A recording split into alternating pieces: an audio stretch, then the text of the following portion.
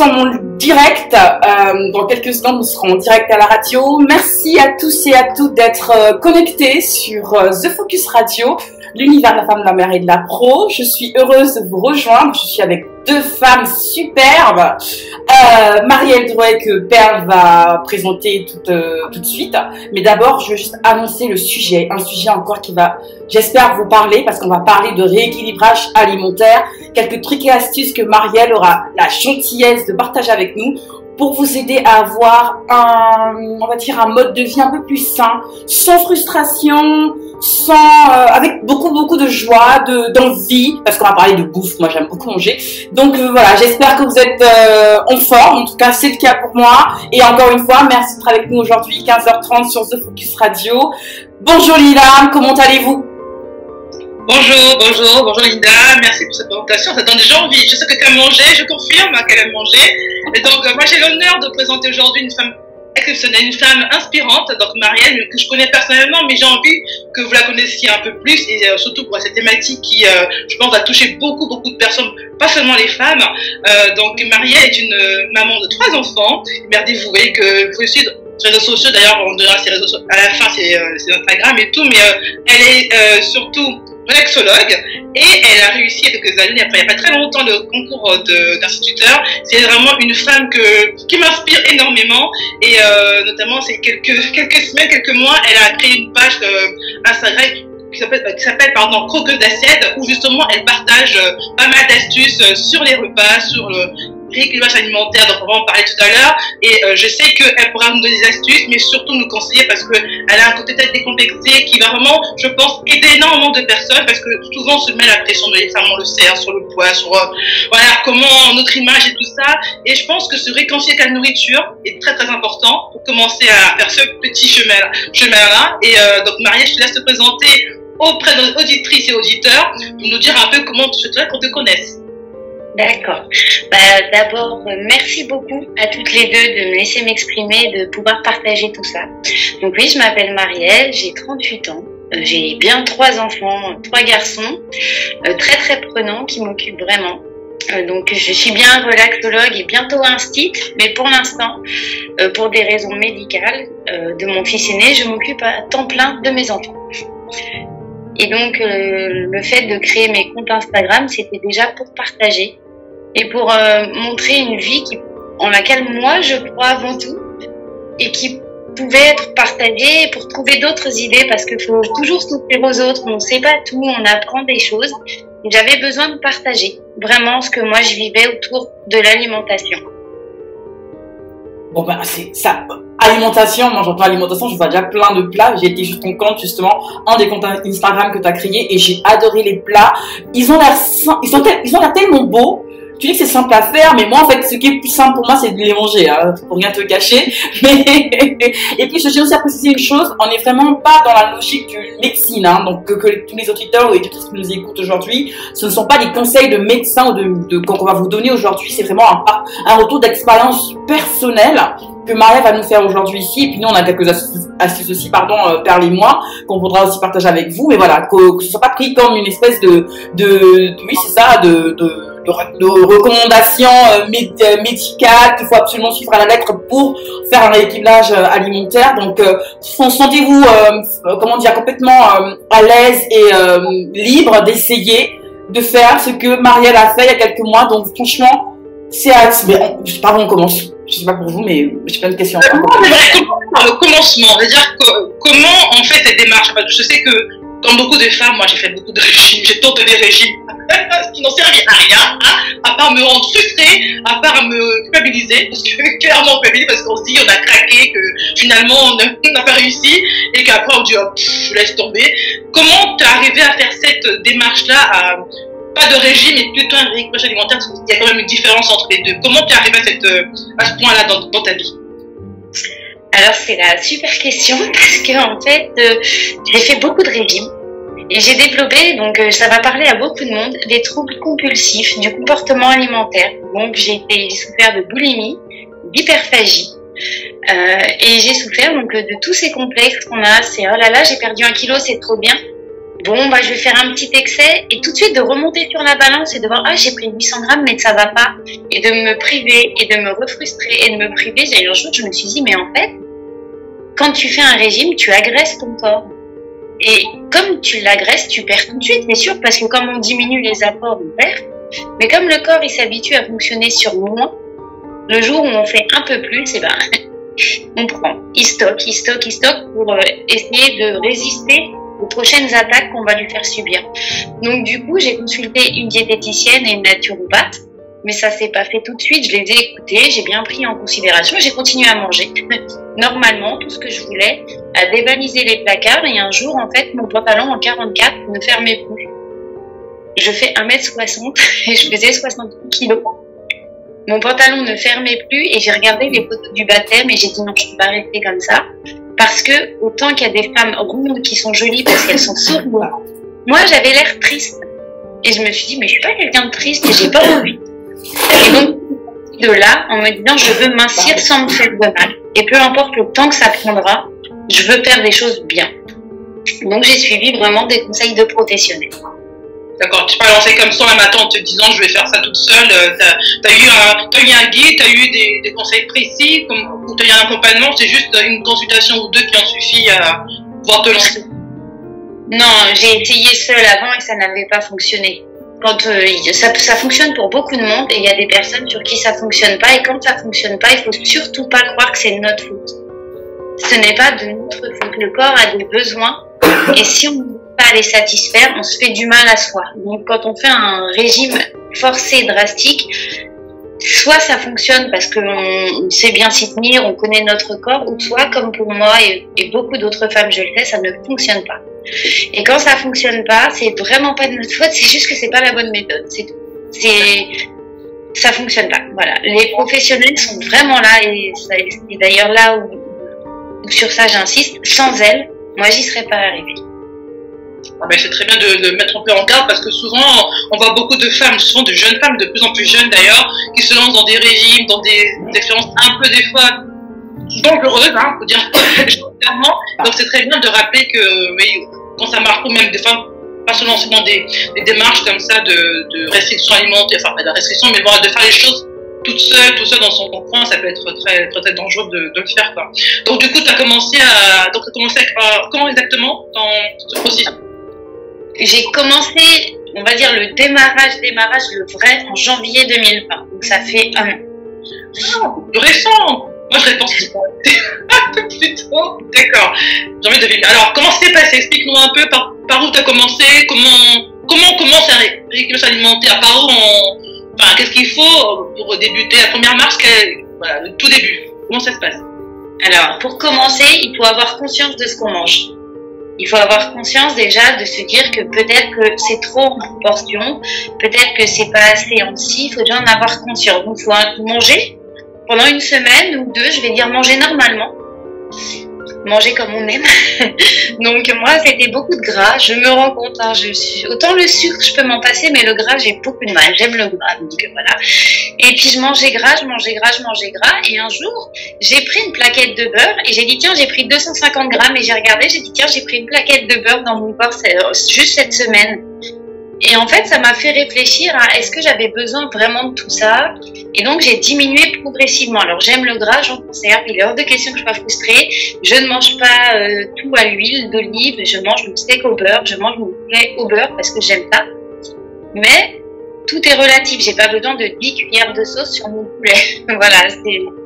Et donc, j'ai commencé par diminuer en conservant le plaisir. Il fallait que ça me plaise au goût sans que ce soit trop riche, trop calorique. Et j'ai conservé des féculents et des légumes dans mon assiette. J'ai fait ce principe de diviser l'assiette en 3. Donc protéines pour la moitié pour moi parce que j'allaite. Donc c'est pas à garder pour tout le monde et moi j'allaite et j'étais trop fatiguée pour me limiter. Donc protéines, légumes et féculents. Et après progressivement j'ai augmenté la portion de légumes. Mais vraiment progressivement. Ça a été par semaine, j'ai diminué celle de protéines pour augmenter celle de légumes, puis après celle de féculents pour augmenter celle de légumes. Et aujourd'hui, je suis à la moitié de légumes, 1/4 féculents à peu près et 1/4 protéines. Vraiment à peu près, parce que des fois, c'est que des légumes, que des féculents. Enfin, c'est en fonction de ce que j'ai envie de manger. Mais en gros, c'est ça. D'accord. Et quand on fait ça, est-ce que tu ressens un manque ou pas? Est-ce que quand tu as fait progressivement, ça part d'un coup, est-ce que tu ressens quand même des fois un petit manque un petit quelque chose, un petit goût, une petite saveur qui te manque, ou c'est vraiment parce que tu as pris le temps justement de faire par processus que tu as réussi comme ça de passer loin tout ça pour toi finalement? Bah, ça me manque pas parce que si j'en ai envie, je le fais. Donc déjà, c'est quelque chose, enfin, dans l'alimentation, dans le rééquilibrage, comme dans tout, il faut garder le plaisir en toute chose. Hier, on avait du monde à la maison, j'ai fait un gâteau au chocolat, je donne même pas la recette tellement elle est, voilà, c'est très calorique. Je sais qu'en temps normal, j'en aurais mangé 3-4 parts facilement. Mais si j'en mange pas, le risque, il va être, je vais être frustrée. Je vais me dire, ah, j'en avais envie, je l'ai pas fait. Donc du coup, j'ai coupé une part en deux, en me disant, soit je mange la moitié, soit je mange la part. Donc j'ai quand même une limite. Donc j'ai mangé la moitié qui m'a pas suffi, j'ai mangé la part. Et donc du coup, le lendemain, je reprends une alimentation normale et ça va vraiment suivre le cours. Mais si quelque chose me fait envie, je vais me l'autoriser pas. Toujours. C'est très important ce que tu dis, c'est très intéressant d'ailleurs parce qu'il y a vraiment la notion de plaisir qu'il faut maintenir dans le fait de s'alimenter sainement pour éviter justement la frustration. On a parlé effectivement de... Excusez-moi, j'ai un chat dans la gorge, je me suis un peu... j'ai avalé de travers tout à l'heure, du coup c'est un peu de mal à passer. Donc oui, la notion de plaisir, moi je trouve ça super important dans le processus de rééquilibrage alimentaire parce qu'effectivement ça évite la frustration et de replonger en guillemets, on a l'impression un peu de parler à des personnes un peu addictes à quelque chose, qui replongent dans quelque chose qui est nocif pour soi. Donc la notion de plaisir, elle est importante et moi j'ai envie d'aller un peu au-delà avant d'aborder effectivement l'aspect les plats que tu concoctes qui sont tellement, enfin en tout cas qui ont l'air hyper bons, qui je me dirais ça prend du temps ou pas de le faire au quotidien, enfin en tout cas c'est pour le déjeuner ou le dîner, mais est-ce que il n'y a pas aussi une notion avant tout de volonté, une notion psychologique de se dire que je dois pouvoir avoir et maintenir on va dire une hygiène alimentaire pérenne, et donc il n'y a pas peut-être une notion déjà avant tout de volonté, donc psychologiquement de se dire les raisons qui m'ont poussé par le passé à manger en guillemets de manière un peu malsaine, aujourd'hui je dois peut-être les solutionner, donc faire ce travail-là d'abord à l'intérieur avant de mettre la pratique, et du coup les petits plats que tu concoctes au quotidien sans, on va dire, peut-être le résultat de cette prise de décision-là en amont, je sais pas ce que tu en penses, mais voilà, je voulais un peu aborder cette partie-là. Bah, c'est intéressant. Alors après, j'ai pas envie de trop passer mon côté professionnel, mais comme je suis formée à la psychologie, aux troubles du comportement alimentaire, j'ai su me préparer moi aussi. Donc je savais ce que je faisais, j'avais une date butoir et je sais d'où je viens. Donc il y a des gens qui aiment bien regarder des photos avant-après. Moi non, parce que ça me perturbe, mais c'est un très bon exercice. Mais moi, vraiment, je peux pas le faire. Parce que ça me fait peur, en fait. Ça me fait peur de recommencer. Et si j'ai peur après de me dire, ah oui, mais tu vas revivre ça. Donc, je laisse cette partie de ma vie. Je sais que c'est arrivé. Mais le jour où j'ai commencé ma nouvelle vie, je savais que c'était une nouvelle vie. Je ne tourne pas en arrière. Vraiment. Donc, chaque jour, par contre, c'est une organisation. Par exemple, je prévois mes menus à la semaine. Je n'achète pas de produits. Alors, j'insiste sur ça. Si vous m'écoutez bien, pas de produits emballés. Parce que les petits bonbons, les petits trucs emballés, c'est l'ennemi de tout. Parce que on sait pas se limiter. Les produits emballés, c'est la tentation. Donc, par contre, je fais tout moi-même. Du déjeuner au goûter, au petit déjeuner, tout a été préparé. Ça évite d'avoir du stock à la maison. Et comme j'ai pas de stock, bah, je vais pas craquer. Je suis obligée de cuisiner quelque chose pour manger. Je fais même mes pâtes. Donc, c'est pour dire. C'est génial, ça. J'ai faim. Je peux même pas me dire, vas-y, je fais une casserole de pâtes. Parce que le temps que ça prend de faire des pâtes à la main, non. Donc, le temps que je vais passer à préparer, il va nourrir mon envie, en fait, d'être nourrie, tout simplement. Et donc, j'ai plus cette sensation d'avoir besoin d'être remplie par la nourriture parce que je vais la dépenser l'énergie sur autre chose. En fait. Mais c'est important de le dire. Souvent, on a besoin quand même de reporter notre énergie, notre concentration, pardon. Que ce soit sur l'écriture, sur prévoir, sur faire du sport. On peut, mais c'est conseillé quand même d'avoir un exutoire. Quelque chose à nous, qu'on va pouvoir développer, prendre soin de soi, s'acheter des vêtements qu'on réussit un palier, se dire, bah tiens, quand j'arrive à 50 kilos par exemple, bah, super, je vais me faire lisser les cheveux définitivement. C'est des choses qui montrent qu'on a pris soin de son corps Et c'est une félicitation. Quand tous les jours, on regarde nos cheveux tout lisses, on se dit oh, « c'est mon cadeau ». Et les cadeaux, moi, j'en ai besoin. J'aime beaucoup la démarche, en fait, il y a un côté vraiment très prendre soin de soi et puis être la bienveillance, voilà, ce que je cherchais le mot, c'est bienveillance vers soi-même, parce que, bon, on a dit un peu au début, c'est vrai que vraiment les femmes, on se stresse beaucoup par rapport à notre image, par rapport à notre poids, par rapport à tout, quoi, on va dire, un peu comme ça, et revenir un peu à l'essentiel, revenir un peu à soi, c'est très bien. Mais en même temps, tu as des astuces, t'as tendance de dire, en fait, tu n'achètes rien. C'est-à-dire que chez toi, il n'y a pas un bonbon, il n'y a pas un paquet de chips, il n'y a pas un paquet de... Tout. Avec 3 enfants, pour m'expliquer comment tu fais. Alors, il y a un paquet de pâtes, là-haut, je regarde, là-haut, j'ai un paquet de pâtes, effectivement, pour les jours où j'ai pas le temps, genre un rendez-vous, quelque chose, voilà. Il y a des bonbons, mais alors comme c'est des bonbons gélatineux, moi j'aime pas ça, j'en mangerai pas. J'ai acheté des Kinder pour les enfants ce week-end, mais c'est pile la portion du week-end. Il n'en restera pas, en fait. Donc, voilà. Et non, il n'y a pas de chocolat emballé, genre des Twix, des trucs comme ça, j'en ai pas. J'ai pas de chips. Quand on prévoit de faire un apéro, j'achète des petits paquets. Voilà, les enfants, les chips, c'est magique, hein, ils mangent le paquet d'un coup. Donc, il n'en reste pas. Et donc, le fait d'acheter tout en plus petit, voilà, et je fais les goûter. Et donc, quand je fais les goûter moi-même, généralement, le gâteau, il dure pas très longtemps. Les enfants, ils se jettent dessus. Et alors, on a des fruits. Je regarde ce que j'ai comme ça de sortie. J'ai sorti des fruits pour les enfants au cas où.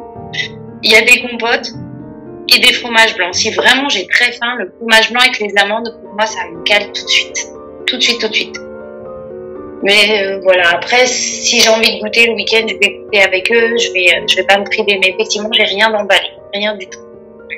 Mais il y a finalement aussi un aspect aussi de mieux manger. Parce qu'au-delà de faire pour toi et ta famille également, finalement, t'as réussi dans ton processus finalement à intégrer également ta famille, si je comprends bien, parce que du coup les enfants effectivement ils ont des gâteaux, des goûters maison à chaque fois, mais ça demande une sacrée organisation, on va dire que du lever au coucher. L'organisation c'est toute ma vie, donc je me lève, j'écris dans un journal tout ce que je vais faire dans la journée, je note les repas, l'organisation c'est un peu toute ma vie, donc oui je suis super organisée de nature et j'aime pas quand il y a par contre j'aime pas trop quand il y a un couac dans mon organisation, mais c'est vrai que voilà, je me lève le matin, je sais déjà ce que je vais faire comme goûter, je leur fais pour 2 jours, je sais ce que je vais faire comme repas. Bon après j'aime bien la fantaisie, donc je vais toujours rajouter quelque chose pour avoir l'impression que j'ai pas suivi. Donc là c'est un petit côté, j'ai fait mieux que ce que j'avais prévu. Mais c'est important parce que finalement quand tu organises, quand tu planifies, tu te retrouves pas en ouvrant ton frigo en disant je sais pas quoi manger. Ouais. Je sais quoi manger, je sais ce qu'il y a, je sais ce qu'il n'y a pas, je sais comment le préparer. Ça reste très simple. Donc, mes assiettes sont très colorées, mais ça reste très très simple parce que le vrai secret, c'est que je ne sais pas cuisiner. Donc, non. Si ça peut... non, Marielle, tu peux pas dire ça.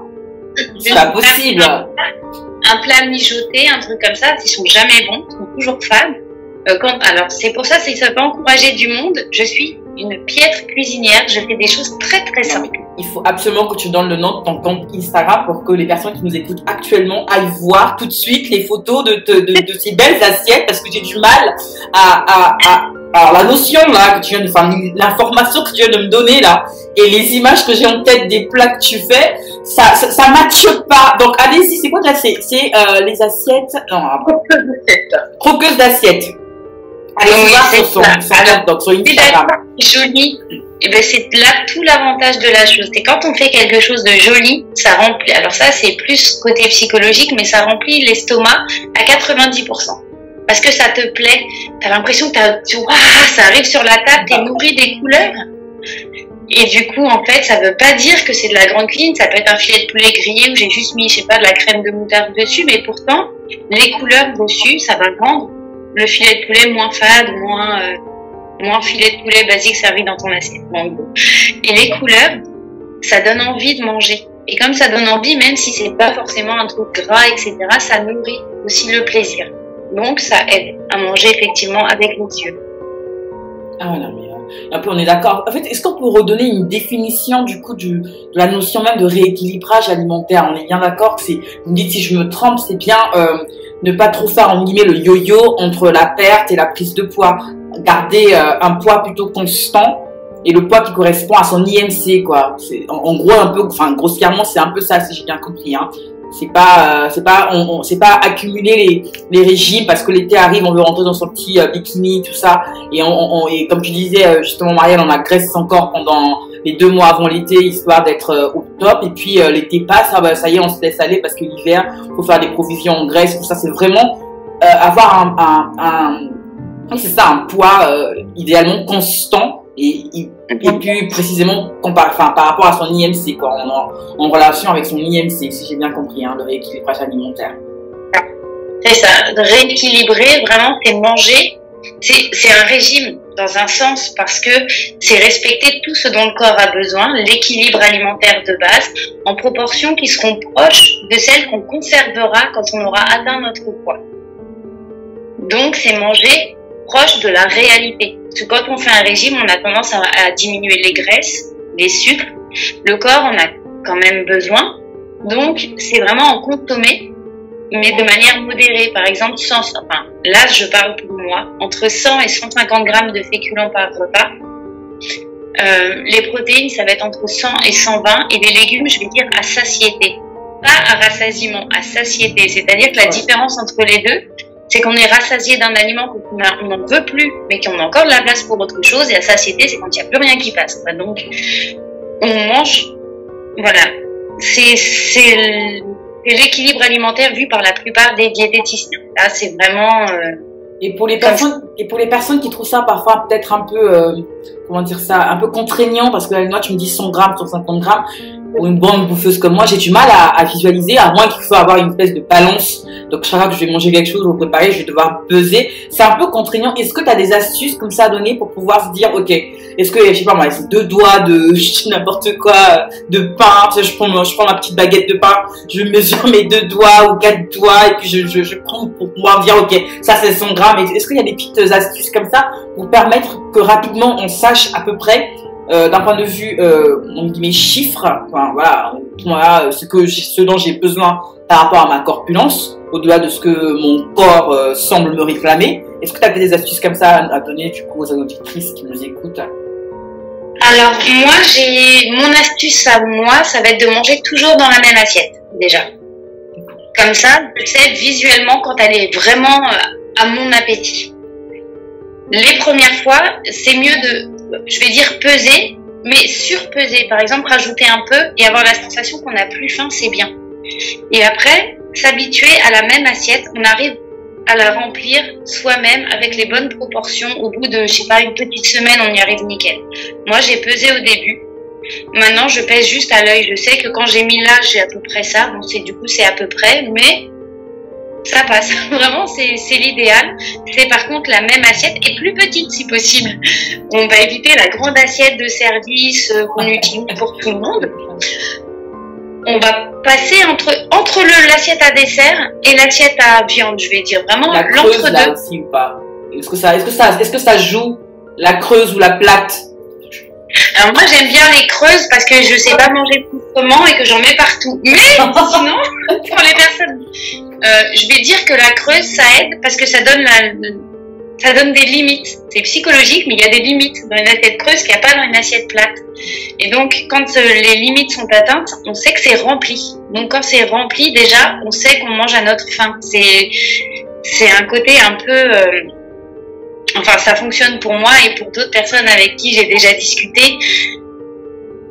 C'est mieux. Moi, je préfère l'assiette creuse pour ces motifs-là. Et aussi, on peut rajouter en hauteur. Dans l'assiette plate, on rajoute pas en hauteur, donc du coup, on rajoute en largeur et ça donne tout de suite l'impression de moins remplir, mais d'étaler les choses et d'en avoir trop. Alors que dans l'assiette creuse, on n'a pas ce ressenti du tout. Moi, ce que j'aime là, ça fait bientôt une petite demi-heure qu'on se parle, à aucun moment on a parlé du dictat de la femme mince ou limite maigre. Non. On parle vraiment de plaisir, par rapport à son IMC, par rapport à se sentir bien dans sa peau. Et si je peux encore pousser un coup de gueule, bah oui, à force vous êtes habitué à entendre pousser des coups de gueule les dimanches. C'est franchement, c'est facile à dire, mais il faut arrêter de se comparer aux autres, quoi. C'est soi d'abord. C'est d'abord pour soi. C'est comment on se sent dans sa peau. Après, effectivement, il y a les mouvements, le body positive et des choses comme ça, qui sont aussi importants. Mais c'est d'abord par rapport à soi. Évitons les dictats de le mannequin là qu'on voit sur tous les magazines, qui n'a pas un cheveu de travers, qui n'a pas un truc de travers, qui n'a pas, elle se ressemble même pas dans la vraie vie. Je veux dire, c'est même pas elle. On est conscient de ça. Donc c'est vraiment pour soi-même. Et c'est pour ça que je vous dis, les réseaux sociaux, si ça vous stresse, enlevez les éléments qui vous stressent dans votre processus de rééquilibrage alimentaire. Évitez d'aller sur Instagram ou sur Twitter, j'en sais rien, les grosses les RS où on voit les femmes qui sont en selfie, en petit bikini, parce que c'est fait pour ça. Malheureusement ou heureusement, c'est fait pour ça, ce type de réseau. Donc si vous n'êtes pas encore mentalement forte ou fort, hein, messieurs, si vous nous écoutez aussi, si vous êtes concernés par ça, évitez de vous infliger ça au tout début de ce process. C'est quand vous êtes assez fort en vous et assez confiante, que vous avez assez confiance en vous pour se dire, je vais voir une femme qui a l'impression d'avoir le physique en guillemets parfait, ou du moins le physique que je voudrais. C'est pas elle votre objectif. Votre objectif, c'est vous-même. C'est par rapport à comment vous vous sentez. C'est par rapport au fait que vous souhaitez mettre en, je dis n'importe quoi, le deal que vous mettiez à 3-4 ans. C'est vous d'abord, avant les autres. Et évitez d'écouter les autres. Les autres n'existent pas, ils sont pas importants, vous mangez pas chez eux. Suivez le compte Instagram de Marielle, elle vous fait de jolis plats. Et même si elle me dit qu'elle cuisine pas bien, en tout cas, ça donne envie quand on voit toutes ces couleurs-là. Donc, faites-vous vos petits plats avec votre petite assiette qui va vous suivre pendant tout votre processus. Parce que c'est aussi beau, l'idée de processus. C'est pas figé, c'est pas un jour, je vous donne un mois et puis non, c'est progressivement, et puis vous allez dans la joie, comme ça vous rendez compte que vous avez un meilleur physique, en tout cas le physique que vous adorez là, il est tellement beau que vous aurez l'impression d'être la plus belle du monde. C'est pas de l'arrogance, c'est juste que vous êtes confiant, vous aurez confiance tellement en vous que les autres n'existeront même pas. C'est ça en fait, je pense, le vrai rééquilibrage alimentaire d'un point de vue psychologique. Ça c'est ma petite, je bifurque un peu comme ça pour moi, c'est ce qui me fait me fait sentir bien au quotidien en général. C'est vrai, c'est important de le dire parce que sur les réseaux sociaux, et ça j'insiste, et je vais le dire, je suis désolée s'il y a des grandes influenceuses qui écoutent, n'écoutez pas toutes les influenceuses. On ne perd pas 20 kilos en 2 mois avec du SoShape, d'accord? N'en achetez pas, je vous en supplie, n'en achetez pas parce que c'est pas vrai. C'est pas même si on vous propose un code promo à 50%, c'est pas bon déjà au goût, ça n'apporte rien au corps. Si vous pouviez perdre avec les gens qui veulent vous vendre du Eatworks ou du Modern, ce n'est pas vrai. Le jus d'aloès, si ça fait mincir, vous allez en acheter, vous le buvez, mais les gélules, ça ne vous fera pas perdre du poids. La seule chose, enfin, peut-être que si, mais il n'y a rien qui vous dit que ça va être durable, ni que c'est bon pour votre santé. Et c'est sur la santé que je vais insister parce que ce que moi je fais, mon rééquilibrage, il n'est pas strict. J'ai perdu 14 kilos en 1 an. Pas en 3 mois comme certaines. Mais le fait que la perte soit lente, j'ai aucune souffrance physique, je suis pas fatiguée, je ne suis pas carencée, parce qu'on se carence avec un régime. Surtout, je ne suis pas frustrée, je suis très très heureuse, j'arrive très à être, même en société, à manger en société. Parce que quand on fait un régime, on mange pas en société. On dit, ah non, j'en veux pas. Moi, j'en veux, clairement. Donc, il n'y a pas de problème. Il faut vivre. Et ça, c'est important. Parce que celle qui vous montre, j'ai vu une photo récemment qui vous montre, regardez, je rentre dans mon jean 38, ouais, moi aussi, mais par contre, si je l'ouvre, tu vas voir que ma peau, elle pend. Je suis pas super sexy. Et ça, j'ai du sport à faire derrière, j'ai du travail à faire derrière, je le sais très bien. Alors ça, c'est la prochaine étape, mais on est dans notre corps à nous, dans notre vie à nous. Et si on copie les gens parce qu'ils ont 10 000 abonnés et que la seule chose qu'ils gagnent des fois c'est des euros sur des choses qu'ils vous vendent, c'est pas bien, c'est pas honnête. C'est pas honnête. Moi j'ai une fille que je suis sur Instagram qui a osé vendre ça. J'ai arrêté de la suivre tout de suite parce que c'est pas sincère pour les gens avec qui vous partagez, pour les gens avec qui vous échangez. Quand vous osez partager sur Instagram, vous avez, j'ai envie de dire, la responsabilité d'être honnête. Parce que les gens qui vous suivent, ils vont faire ce que vous faites. Ils vont vous prendre comme modèle, comme exemple. Et donc, le risque qu'il est, c'est qu'une gamine qui a 17 ans, qui veut perdre 10 kilos, parce qu'elle a décidé, parce qu'elle n'est pas du tout en surpoids, mais elle a décidé, parce que c'est souvent le cas à 17 ans, elle va faire tout ce qu'il ne faut pas faire. Elle va tomber dans les travers des troubles alimentaires et des berlingots. Et après, ça peut la suivre pendant des années. ce qu'on vend aujourd'hui, c'est une image qui est fausse de la société. Les filles rondes sont belles, les filles très fortes sont belles parce qu'elles se sentent bien. Les filles maigres, et là, je voudrais saluer ma copine Lorraine qui va sûrement écouter et qu'elle dit toujours je suis trop maigre. Non, elle est parfaite. Elle est parfaite. On a le corps qu'on a. Et à partir du moment où on se sent bien dans son pantalon, dans ses chaussures et dans sa coiffure, c'est ce que je dis toujours, on est bien. Bah oui, c'est le plus important. Donc travaillez sur vous, d'abord dans vos têtes. Travaillez sur vous. Le physique, ça va venir progressivement ou en parallèle. Mais travaillez d'abord sur soi, dans sa tête. Après, j'en reviens encore à la connaissance de soi, savoir qui on est, qui on veut devenir, et puis que tout ça, c'est relié. Parce que c'est lié. Je vais rabâcher tous les dimanches, je parle tout le temps de ça. On a toujours quelque chose en nous qu'on n'aime pas, parce qu'on trouve pas ça bien, parce qu'on trouve pas ça assez top, parce que ça ne rentre pas dans les critères établis par la société de ce qui est considéré comme étant beau ou moins beau. Moi, pendant longtemps, si on parle justement des petits, on bifurque un peu sur les petits travers qu'on pense avoir physiquement. Moi, pendant longtemps, j'étais vachement complexée par l'écart que j'ai entre les dents, parce que je me disais, ah non, mais c'est génial, c'est dégueulasse, c'est oh là là, machin et compagnie. Mais ça a été compliqué pendant peut-être, ça n'a pas duré longtemps non plus, hein. Mais c'était un âge où on se construit sa personnalité, et c'est là où j'attire l'attention justement des personnes qui nous écoutent, elles ont des petites sœurs, ou si elles en sont là, c'est qu'en fonction de l'âge, quand on n'est pas encore assez conscient de qui on veut être, qu'on n'a pas encore cette force, cette maturité là de se dire c'est mon corps, je l'accepte comme on veut, il suffirait qu'il y ait un truc. Et à l'époque, je me rappelle, c'était un ex qui me disait tu sais quoi, tu devrais mettre un appareil dentaire. Il l'a rabâché plus d'une fois, et ça m'a permis de remonter la pente, de me dire mais non, j'ai pas envie de mettre un appareil dentaire. Pourquoi? C'est écrit où qu'il faut que les de jolies belles dents doivent absolument être toutes collées, toutes machin. Non, enfin non. Donc oui, pourquoi pas, ça aurait été génial, mais je ne les ai pas. Ça n'empêche pas de sourire, parce que pendant longtemps je souriais comme ça. Bon, vous voyez pas la radio, mais voilà, c'était le petit juste. Et aujourd'hui, même pour parler, c'était compliqué. Donc, il y avait des problèmes d'élocution parce que je voulais pas ouvrir suffisamment grand la bouche pour qu'on puisse pas voir l'écart. Mais aujourd'hui, franchement, ça te déplaît mon écart de temps, mais arrête de regarder la vidéo et puis passe à autre chose, quoi. C'est aussi simple que ça, mais c'est du travail. Et quand des jeunes sœurs, comme tu disais, les jeunes de 17 ans, 18 ans qui n'ont peut-être pas encore cette force-là, cette maturité-là de se dire oui, je m'en fous de ce que les autres disent, que mes copines me disent ci, me disent ça peut tomber dans des travers très très très compliqués et qu'on trimballe avec nous jusqu'à l'âge adulte, 25, 26, 30 ans. Et là, c'est beaucoup plus compliqué pour avoir confiance en soi et que tout ce qui suit après, trouver un compagnon dans le boulot. En plus, si t'es un peu timide, donc là, Joël va vous aider aussi à traverser un peu ça, mais c'est un tout, effectivement, ouais. Oui, c'est ça, exactement ça. Il faut s'accepter. Enfin, c'est dur de s'accepter, mais c'est un travail. Ouais. C'est un travail de confiance, de liberté. Tout à fait.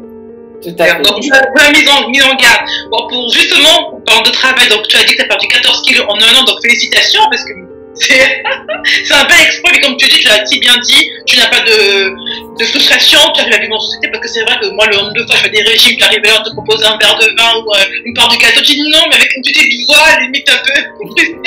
Alors, concrètement, parce que là, je te prends même mon carnet de notes, comment on fait? Tu t'es levé, enfin, t'allais voir, donc t'as expliqué, t'allais voir un nutritionniste, t'as expliqué comment faire, donc elle expliquait le nombre c'était les calories, comment on compte, c'est par calories, ce dont tu as besoin de la manière.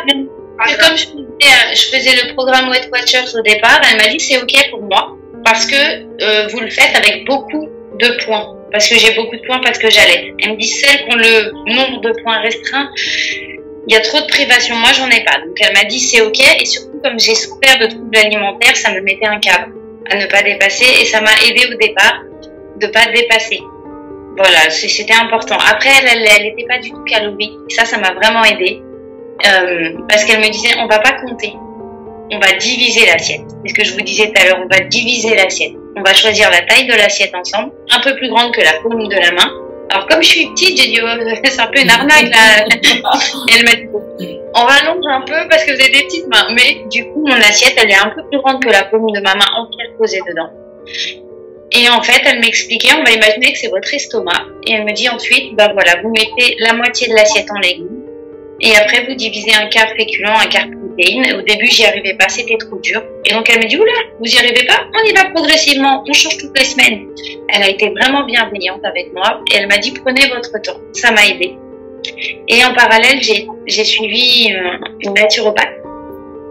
Donc j'ai la chance, parce que je sais que beaucoup diront ça coûte cher, il ne sait pas faux, mais ma sœur est naturopathe, donc j'ai un peu eu de la chance, beaucoup. J'ai eu beaucoup de chance avec ma sœur, donc du coup j'ai dit écoute, voilà, je me sens pas bien avec ce poids, mais surtout c'est pas le problème physique, c'est le problème santé. J'ai mal aux jambes, donc j'insiste, j'ai mal. Voilà ce qui m'a. Les douleurs, c'est un déclic quand même. Si on a mal, c'est qu'il y a un problème quelque part. Et je lui ai dit surtout, j'ai mal au ventre. Elle m'a dit, mais t'as mal au ventre, t'as vu ce que t'ingurgites en un repas. Elle me dit, c'est beaucoup trop. Et donc, elle me dit, moi, je t'ai rien dit, je t'ai laissé, mais effectivement, tu te rends malade. Et moi, j'avais pas conscience de ça. Et donc, elle m'a bien expliqué donc les limites du corps, les surcharges du foie, les intestins, leur capacité digestive, ce qu'ils peuvent absorber, pas absorber, à partir de quel moment on développe une colopathie ou le syndrome du côlon irritable en portant trop sur certains aliments. Et quand j'ai vu que carrément, dès que je mangeais, j'avais mal, j'étais couchée par terre, ma sœur pour en témoigner, à une fois je me suis touchée de douleur. Elle m'a dit mais là on arrête quoi. Et elle m'a vraiment aidée en me montrant comment manger les aliments qui font du bien, sans non plus souffrir, parce que moi je pourrais pas manger clairement quelques légumes, quelques fruits, me passer de certaines choses, elle le savait, et donc elle a vraiment travaillé avec moi pour que peu importe ce que j'aime manger, je puisse le manger sans que mon corps me souffre. Donc on pourrait penser comme ça que c'est compliqué, mais en fait on a des aliments amis quand même, qu'on peut penser gras, donc l'œuf. L'œuf est un aliment ami, même si on peut penser le cholestérol, c'est pas vrai. Vous pouvez manger un œuf par jour, il n'y aura pas de problème. Sauf si vous avez des problèmes de santé. Là, on parle vraiment de la constitution normale d'un être humain qui n'a pas de problème de santé, pas de cholestérol, pas de diabète et pas de sleeve. Parce que si vous avez eu une sleeve, il y a des aliments qui peuvent ne plus passer, ou si vous avez fait une embolie pulmonaire, certains aliments ne passent pas. Donc, je mangeais un œuf le matin au petit déjeuner, ce qui fait que j'étais vraiment calée. Et l'œuf est un bon ami pour le foie, pour le corps aussi. Je mangeais vraiment tout ce qui me faisait envie, donc le gras, beaucoup l'avocat. L'avocat, c'est gras, mais c'est pas un mauvais gras. Je crois, non. C'est un gras un peu naturel, entre guillemets, non? C'est pas du mauvais gras, c'est ça le terme que je cherchais. Voilà, mais du coup, pour le corps, ça donne une bonne sensation de gras. Quand on a besoin de manger gras et d'être calé, bah, ça aide à être calé, de manger un peu d'avocat, un peu d'œuf. Et en fait, ces aliments-là, moi, ils m'ont permis d'être calée sans les proportions que je pouvais manger avant. Mais après, il faut boire. Beaucoup de gens ne boivent pas. Il faut boire au moins 1 litre d'eau par jour. Alors, pour les reins, parce que ça aide à éliminer les protéines, mais aussi parce que il faut boire, il faut drainer son corps. Alors, les tisanes, c'est bien, pas les brûle-graisses, les tisanes normales, parce que ça fait boire de l'eau. Beaucoup de gens n'aiment pas boire de l'eau. Moi, je ne bois pas d'eau, je bois que de l'eau gazeuse. Alors, je sais que c'est pas bien. Mais voilà, on a chacun nos plaisirs, nos travers. Je bois pas de vin, je bois pas d'alcool. Mais par contre, l'eau gazeuse, c'est toute ma vie. Donc, je peux pas m'en passer. Voilà, donc j'en bois facilement 1 bouteille par jour, plus 4-5 tisanes. Mais je bois. Et boire, ça coupe la faim. Et petit à petit, ça donne aussi de bonnes habitudes d'hygiène de vie. Et moi, dans le rééquilibrage, c'est ce que je voulais. C'était l'hygiène de vie. Je voulais pas me dire, oh, ça c'est trop sucré, ça c'est trop gras. J'en mange. Et effectivement, je vais pas me faire un combo, je sais pas, œuf avocat en entrée et après, je sais pas, moi, un poulet au beurre et après un gâteau au chocolat. Effectivement, je sais que c'est trop. Donc, je vais choisir lequel des 3 me fait le plus envie. Et je vais garder les 3, un des 3. Quand je suis invitée chez quelqu'un, on peut portionner. Moi, je vais regarder, l'entrée me plaît, le plat me plaît, bon, je vais choisir. Soit je vais manger une petite portion de chaque, soit je vais en manger qu'un pleinement. Mais je vais pas me resservir derrière, etc. Je vais vraiment penser la santé. Donc la santé, c'est respecter les limites de son corps. Quand on a plus faim, on arrête. Même si c'est bon, on arrête. C'est la seule limite qu'on doit apprendre, c'est celle de son corps. Et ça, je l'ai appris qu'avec une naturopathe. Je l'ai pas appris de moi-même. La satiété, quand on la ressent vraiment, on se sent bien et pas lourd. Quand on se sent lourd, c'est qu'on a franchi le palier supérieur. Bon, après, ça fait plaisir de temps en temps, en famille, on sent qu'on a trop mangé, on a forcé. Bon, bah, ok, c'est aussi bon. Tant que c'est pas, tant que c'est ponctuel, que c'est pas une habitude, effectivement, ouais. Tout est bon au bon moment. Voilà. En bonne proportion aussi. Exactement. C'est ça. pour aider un peu plus, de manière précise, qui nous écoute, du coup, nous aussi avec, comment ça se passe dans ton assiette? Alors, une journée, ton assiette, déjà, j'ai bien compris, en amont, tu prépares tes plats de la semaine, c'est ça? Tu prépares Oui. organises pour tes plats, et puis, dis-nous un peu une journée type avec toi dans ton assiette, comment ça se passe? Alors, je vais énerver beaucoup de gens, mais je ne prends pas de petit déjeuner. Je ne fais pas le jeûne intermittent, mais si je prends un petit déjeuner, je vomis. Donc, je ne prends pas de petit déjeuner. J'ai faim vers 11 heures. Donc, comme je n'ai pas faim avant, je ne mange pas. Parce que c'est pareil, c'est forcer son corps à quelque chose qu'il veut pas, donc je ne le force pas. Par contre, quand vers 11 heures, j'ai faim et que je sais que je vais pas manger avant midi, je vais manger peut-être une poignée d'amandes ou quelque chose, juste histoire d'avoir quelque chose dans le ventre sur le coup. Donc une poignée d'amandes, c'est très bien. Des fois, si vraiment j'ai très très faim, je vais manger un fromage blanc avec, clairement. Mais c'est très rare. En général, la poignée d'amandes me suffit. Je prépare mes repas à peu près vers 11 heures, le repas du midi, comme ça après je vais chercher les enfants à l'école, on mange. Je sais qu'à ce moment-là, voilà, c'est pour aussi ne pas piquer ce que je suis en train de faire à manger. Parce que ça, on le fait souvent aussi, on mange en même temps et c'est vrai que c'est pas génial.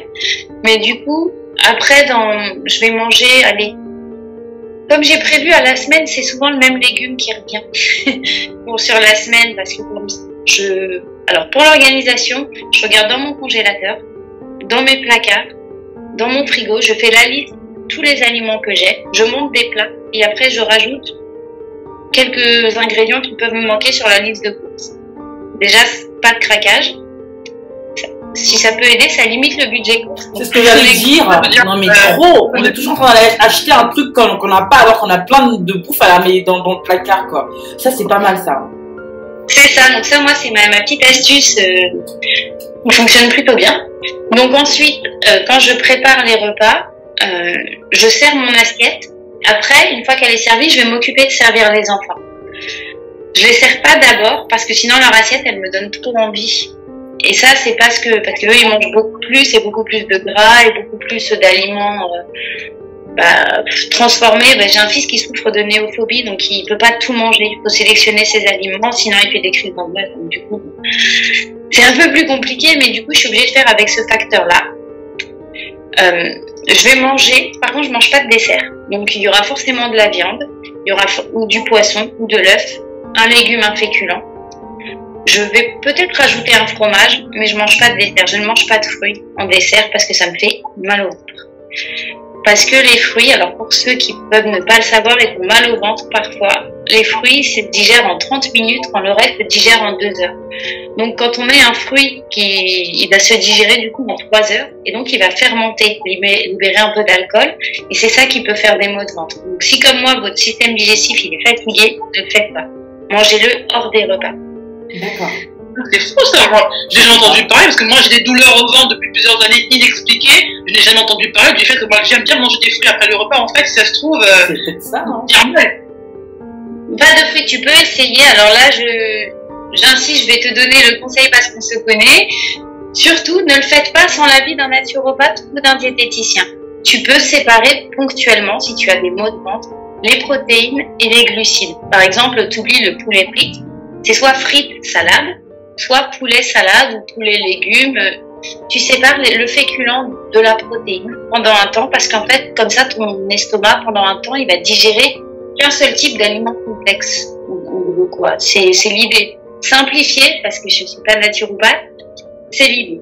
Et en fait, ça va moins fatiguer ton système digestif. Les fruits hors des repas. Et pendant un temps, moi je dirais que j'ai fait ça 1 semaine, 2 semaines. Et après, j'ai eu moins de soucis digestifs aussi, parce que comme j'avais vraiment fatigué mon corps, il a vraiment fallu que je le fasse. J'y croyais pas. Ma diététicienne m'a dit, c'est n'importe quoi. Mais ça a marché. C'est pour ça que je dis qu'il vaut mieux, faut pas suivre ça à la lettre si vous n'avez pas de problème. Voilà, si tout va bien, vous ne le faites pas. Mais si tu peux avoir des maux de ventre, ça peut être quelque chose à pister, ça dépend des ballonnements, etc. Mais la santé, ça passe dans l'assiette. 90% de notre santé y passe. Donc c'est pour ça que le fruit, je vais le manger au goûter, tout seul. Et 1 heure après, donc l'histoire d'avoir digéré, je vais manger au goûter un fromage blanc.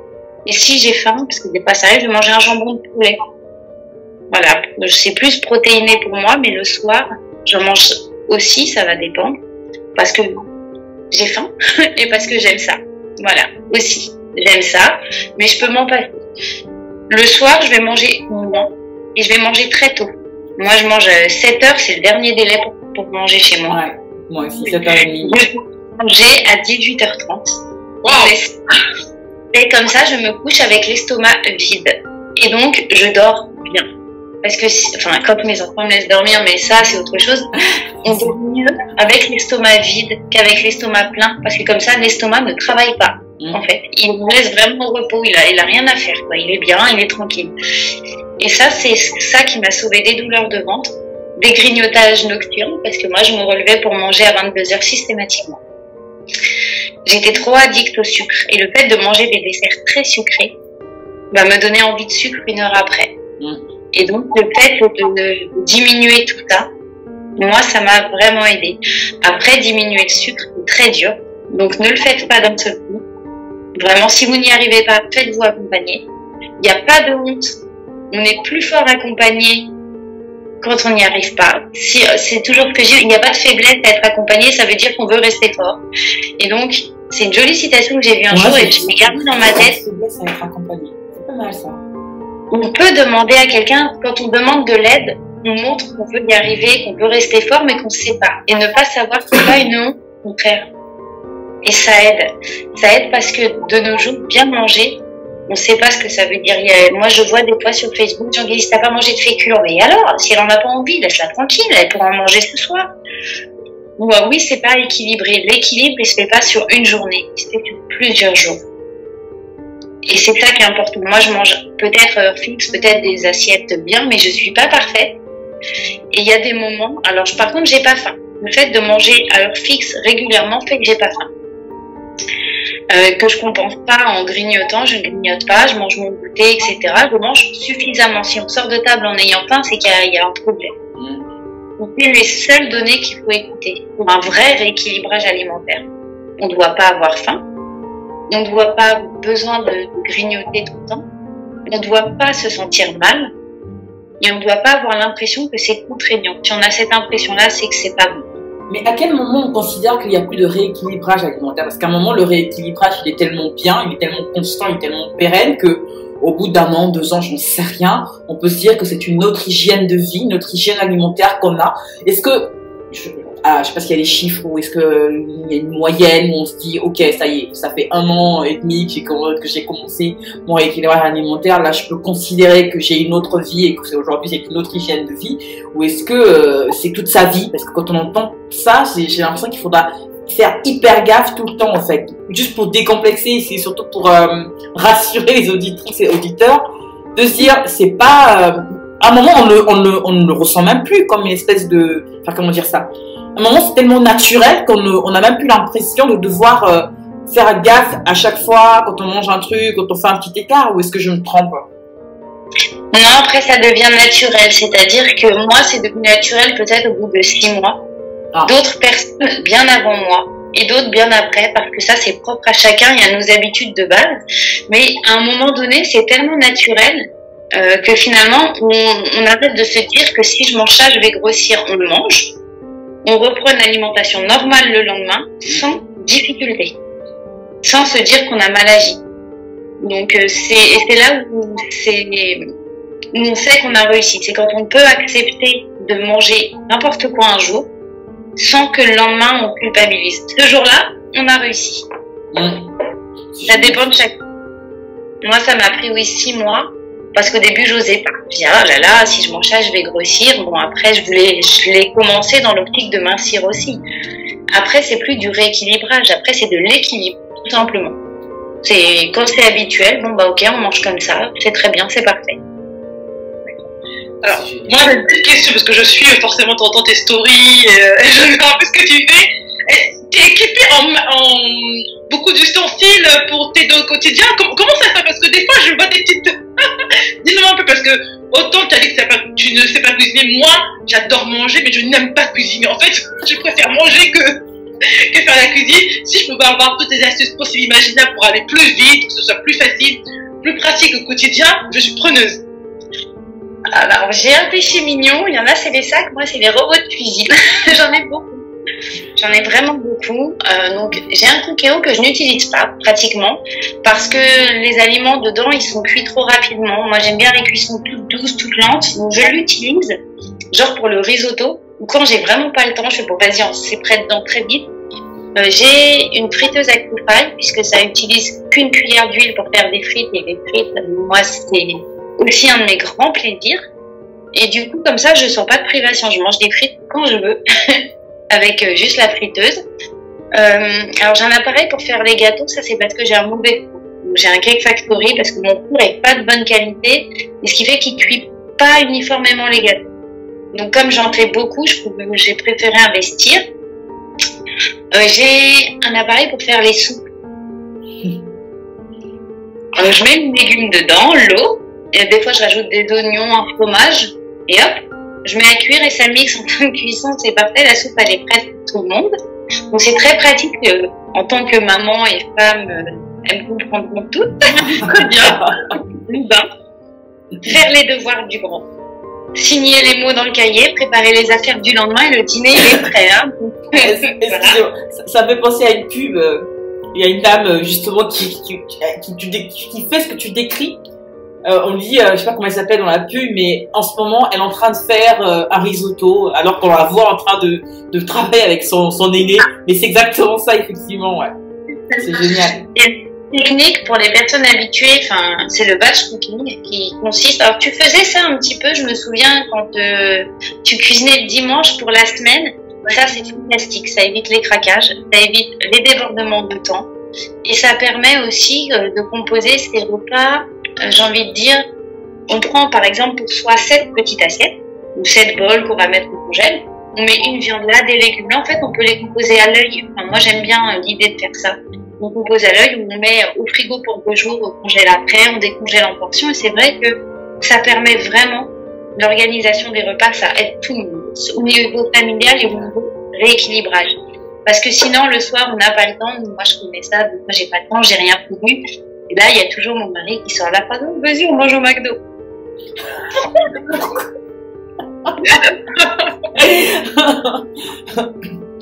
Voilà, et on l'a tout fait. On n'a pas le temps à dire non, flemme, on mange McDo. Et donc voilà, c'est pour éviter, bon, je dis pas qu'on mange jamais, au contraire, mais pour éviter ça, effectivement, les robots, ça me facilite la vie. Pour moi, ceux-là sont indispensables.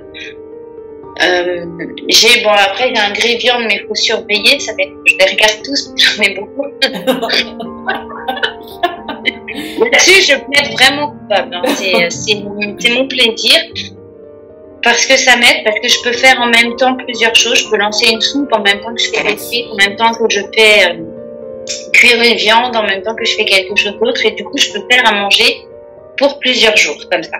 Faire un goûter en même temps qu'on prépare la soupe, sans trop de surveillance. Parce que tout sonne. Quand c'est fini, ça sonne. Comme ça, je sais, j'ouvre et c'est fini, quoi. Et ça sent bon après. Du coup, je n'arrive pas de sourire parce que je bats même limite.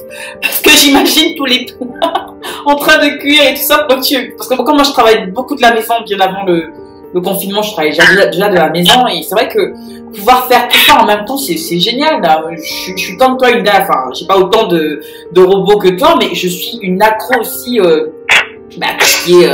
Tout ce qui est électroménager, le micro électroménager, j'adore ça. Moi même pour les goûter, les crêpes, tout ça, les gaufriers, même un appareil à popcorn, c'est pour vous dire quoi. Rien que l'idée que ça fait tac tac tac, le bruit que ça fait là, tu mets rien, tu mets aucune goutte d'huile, tu mets du sel, du sucre après, mais ça sent tellement bon et c'est sain, enfin c'est sain. Tu la quantité que tu veux, non moi j'adore, c'est génial. Ah mais il n'y a pas de mal à avoir ce petit plaisir parce que bon, c'est vrai, je suis pareil, le petit électroménager, j'adore ça. Après, j'aime bien ma vieille cocotte aussi pour faire à manger des fois, mais c'est quand j'ai le temps, voilà, je vais laisser quelque chose 4 heures sur le feu, mais ça m'empêche pas d'avoir fait autre chose à côté. Et je trouve que le plaisir à faire soi-même les aliments, ça aide. Et c'est peut-être le conseil le plus important que je peux donner, faites vous-même. Parce qu'en fait, n'achetez pas des plats tout faits, même s'il s'écrit Weight Watchers dessus, parce qu'ils ne sont pas équilibrés autant que vous le voudriez et autant que vous les aimez. Il n'y a rien de mal à manger une noisette de beurre, il n'y a pas de gravité à en mettre dans une tartine. Tout est dans la mesure. Et quand on fait les choses soi-même, on contrôle ce qu'on met dedans. Et un jour, on tombe sur la recette qui nous plaît, on tombe sur les choses qui nous plaisent, en plus de la fierté de l'avoir fait soi-même. Et vraiment, c'est quelque chose qui est super important, parce que finalement, même si c'est pas mauvais de manger de temps en temps autre chose, se faire plaisir à soi passe aussi. Donc, comme j'ai dit tout à l'heure, dans l'assiette, il n'y a pas que la santé, il n'y a pas que le poids, il y a le plaisir avant tout. Et si on prend plaisir à cuisiner et à faire quelque chose soi-même, on prendra plaisir à le manger, même si c'est quelque chose de moins gras et moins calorique que ce qu'on aurait eu envie de manger. Et c'est pour ça que j'hésite pas quand j'ai envie d'un robot. Tout est dans la mesure, parce que sinon je pense que mon mari va dire « Mais ça va pas ou quoi ?» Je ne craque pas sur tout, mais tout ce qui peut m'aider effectivement à avancer, à être organisé et à ce que lui mange maison aussi le midi au travail, etc. Il emmène. Voilà, comme ça c'est plus simple. Alors, si on n'a pas de robot de cuisine, on peut quand même très très bien s'organiser. Il n'y a pas de problème. Il suffit aussi j'ai envie de dire d'un petit peu d'envie. Juste de l'envie de faire soi-même et de l'envie d'avancer. Parce que tout démarre le jour où on décide qu'on a envie de changer les choses. Et quand on a envie, on y arrive. Toujours. Même si ça prend un peu de temps, un jour, c'est beaucoup.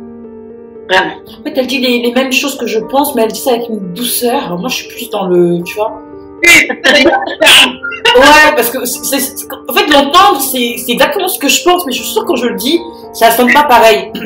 Ah, je sais pas ce que vous pensez. Mais c'est ça, c'est quand on a envie. Moi, volonté et tout ça, et on n'a pas à se plaindre après. Moi, j'ai envie de terminer, parce que ça va te faire 1 heure qu'on se parle. Une petite astuce que je fais depuis des années, parce qu'à chaque fois, j'ai des amis proches qui me disent c'est pas juste, tu manges comme un autre et tu prends pas un gramme et nanana. Donc, je vais pas faire l'avocat du diable ou je sais pas trop quoi. Parfois, c'est un peu fatigant de l'entendre parce que je ne me prive pas, je mange vraiment beaucoup et puis on n'a pas le même métabolisme. Malheureusement, heureusement, donc rien que par rapport à ça, je ne veux pas me sentir coupable de manger comme un autre et pas prendre un gramme. Mais par contre, ce que je sais qui marche pour tout le monde de manière générale, enfin pour tout le monde, je sais pas trop, mais je suis pas médecin. C'est la routine matinale. Moi, je sais que je peux pas me lever. Enfin, la première chose que je mets dans ma bouche quand je me réveille, c'est de l'eau. Je bois au moins un grand verre d'eau. Et parfois, ça dépend des jours, de l'eau tiède. Je chauffe un peu d'eau, un peu d'eau tiède. Ça me réveille. Ça me requinque, j'ai l'impression que ça allume mes organes. C'est psychologique, peut-être, j'en sais rien, mais je ne peux pas me passer d'eau. Par jour, je peux boire au moins 1,5 litre d'eau. Là, surtout l'été. L'hiver, je suis à peu près à 1 litre, mais rien que ça aide déjà. Et après, oui, moi, manger, quand on a faim, manger à des heures bien précises, et moi je te rejoins à 1000% Marielle, ce que tu as dit. Je dis, moi quand je passer 7h30 de dîner pour moi après, j'ai l'impression d'être en retard, surtout au fait, je suis pas bien pour dormir, pour travailler après, avant de dormir, je suis pas bien. Donc effectivement, 7h30 plus tard, je mange. Le petit-déj, par contre, je ne peux pas m'en passer. Ça je veux dire, moi le petit-déj, c'est limite, c'est pas encore mon petit-déj, je suis agressive quoi. Quand Nina n'a pas mangé, enfin quand j'ai pas mangé, c'est comme Joey dans Friends que c'est compliqué. C'est compliqué quoi. Et le petit déj c'est super important effectivement. Le déjeuner effectivement et le dîner, voilà, c'est pareil, c'est 7h, 7h30, c'est pas en grosse proportion. Et après derrière, si vous voulez faire du sport, on n'est pas parti à parler de sport et compagnie parce qu'on était vraiment le sujet c'était rééquilibrage alimentaire. Mais ça joue quand on se sent bien, on a envie quand on est moins lourd, quand on a pas mal aux jambes, on a pas mal au ventre, on a envie peut-être d'aller faire du sport, d'aller juste de marcher. Si on a des escaliers, j'en sais rien, moi je suis au 3e étage d'un immeuble de 3 étages sans ascenseur, aller-retour ça va, c'est vite, c'est plié. Mais faut pas voilà, c'est sur soi qu'il faut se concentrer et pas sur ce que les gens nous disent de faire parce que elle fait ce poids-là, mais oui, vous n'avez pas la même taille, vous n'avez pas le même mode de vie, donc concentrez-vous sur vous, c'est le plus important. Voilà, c'est juste le petit mot de fin. Je sais pas si Perle, du coup, t'en as un, et Marielle aussi après, avec les superbes conseils que t'as donné, les astuces, moi je prends tout, quoi. Qu'est-ce que t'en penses, Perle? Non, moi j'avais juste envie d'un peu ce qu'on a dit depuis le début, un peu juste rappeler, comme tu as dit tout à l'heure, c'est important d'abord d'être bien avec soi-même, de voir ce qui nous correspond le mieux. C'est rééquilibrer son alimentation, comme disait Maria, c'est vraiment s'écouter. Si moi j'ai un mot de la fin, c'est de réécouter l'émission. Parce que c'est très important ce qu'on a dit, ce que Maria a dit. Elle a bien dit au début qu'elle savait pas qu'elle ne sait pas cuisiner, mais qu'elle a toujours le moyen d'être organisée, de préparer des plats à l'avance, des proportions avec la petite assiette. toutes ces astuces-là vont faire qu'à un moment donné, on arrive à avoir une alimentation saine et qui nous convienne, surtout. Pas celle d'un autre, pas celle qu'on aime dans les magazines, celle qu'on voit à la télé, celle qui nous correspond le mieux. C'est vraiment ça. J'espère vraiment que ce message passera au maximum de personnes, surtout les femmes, parce que j'en ai marre, je le dis. Enfin, moi, ça me fait de la peine. Pour toutes ces femmes qui sont mal dans leur peau, qui se sentent pas bien, et puis qui n'ont pas forcément de solution. Les solutions, vous les avez en vous. La décision, le déclic, la volonté, vous l'avez en vous. Bien évidemment, elle a dit Marielle, mais s'il vous plaît, si vous n'y arrivez pas, faites-vous aider. Voilà, parce que malheureusement, il y a des drames qui arrivent. Et de toutes les façons, quand on demande de l'aide, on fait toujours par la trouver. Et on a la chance d'être en France, pour ceux qui sont en France, qui sont à l'étranger. Voilà, les réseaux sociaux, il y a toujours moyen d'avoir une personne à distance qui peut vous orienter vers une personne compétente, professionnelle, je précise. Et donc vraiment par pitié, voilà. Prenez soin de vous, mais j'ai envie de laisser le mot de la fin à Maria parce que vraiment c'était une très belle émission et je te remercie encore à nouveau d'avoir accepté de nous rejoindre. Donc je te laisse dire un dernier mot à nos auditeurs et auditrices pour cette belle thématique. Alors moi le mot ça va être déjà de vous remercier parce que c'est un sujet important pour beaucoup de gens et pour leur dire vraiment un dernier mot, c'est quoi qu'il arrive, que vous réussissiez, que vous échouiez progressivement ou pas, ou d'un seul coup, ou que vous appreniez tout doucement à vous faire confiance, il n'y a rien qui se fait en un jour. Tout est long. Vous avez toute la vie devant vous. Et récompensez-vous. Faites-vous des cadeaux parce que vous le méritez, vous êtes des super personnes et le poids, c'est pas ce qui compte. Ce qui compte, c'est qui vous êtes. Et le plaisir, c'est toute la vie. Voilà. Moi, c'est tout ce que j'ai envie de dire. Sur ces belles paroles, franchement, merci. Merci Marielle d'être aussi douce, de dire les choses aussi vraies, avec une douceur, ça donne envie d'essayer, donc faites-le. Merci beaucoup pour ton temps Marielle, et je sais que tu reviendras, ça c'est sûr, parce que toutes les façons, ce qu'on dit à toutes les invités, elles reviennent aussi. Donc j'ai hâte de la prochaine émission, on ne sait pas encore le sujet qu'on va aborder, mais il y a pas mal de sujets qui ont été déjà abordés en sous-marin comme ça, là, mais quelques idées. Donc encore une fois, merci pour votre temps, merci d'être avec nous tous les dimanches 15h30 sur The Focus, l'univers de la femme, de la mère et de la pro en Rolandais. Et bonne fin de journée à tous et à toutes. Au revoir. Au revoir.